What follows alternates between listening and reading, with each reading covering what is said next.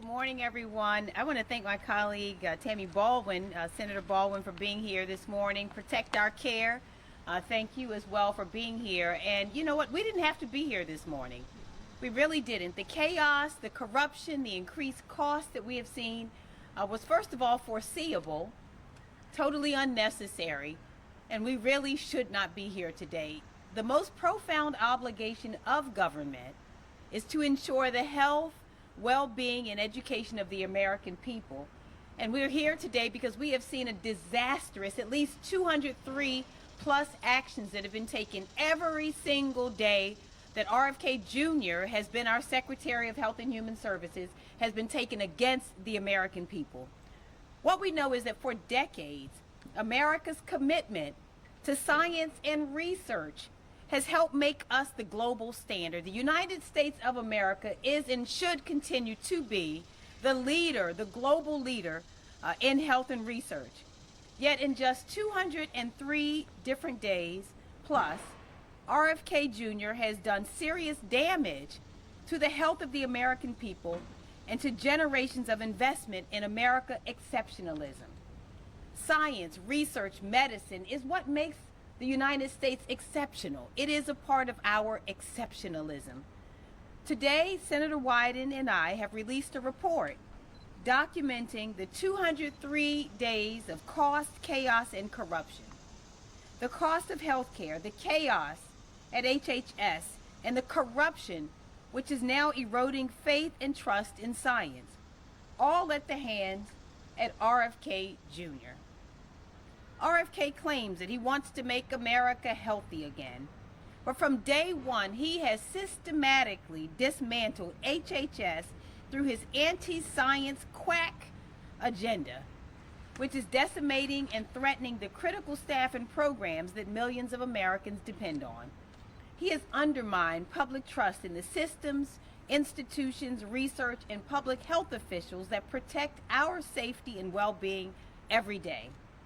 He is a clear and present danger to the American people. It was clear to me from the very beginning that he was unfit to serve and unqualified to hold his position, and I said so. It was obvious that he was far too easily persuaded by pseudoscience, anti-vaccine disinformation, and dangerous conspiracy theories, and that's why I voted against his confirmation. It was only made clearer when he started slashing the HHS workforce and eliminating critical research funding. NIH leads the global charge in scientific discovery, working to solve our most challenging health challenges, like finding a cure for cancer. RFK Jr. decided it was a good idea to fire 1,300 employees and cancel $2 billion in federal research grants. This, along with the largest cut to health care in American history, means Americans will not only be sicker, but it means that on his watch, millions will die. That's why 4 months ago, I stood with scientists, many of them my colleagues in Maryland, near NIH, and became the first senator to call for RFK Jr.'s firing or resignation. We don't care whichever came first. He absolutely must go. And every day that he has been in this role, as demonstrated by the damning report that we released today, we know that we risk more American lives. It was our investment in vaccine research that eradicated devastating diseases like measles. But this year, there have been nearly 1,300 measles cases reported around the nation, the highest number in 33 years. Many of them are children. Some children have died.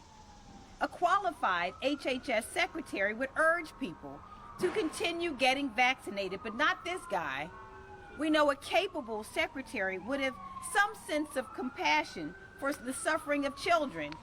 The secretary we have has unfortunately instead continued to spread misinformation about vaccines and moved to fire the entire Vaccine Advisory Council. And I must mention, he lied to our faces When he was questioned very directly in the Health, Education, Labor, and Pension Committee about whether he would do this, he said he would not.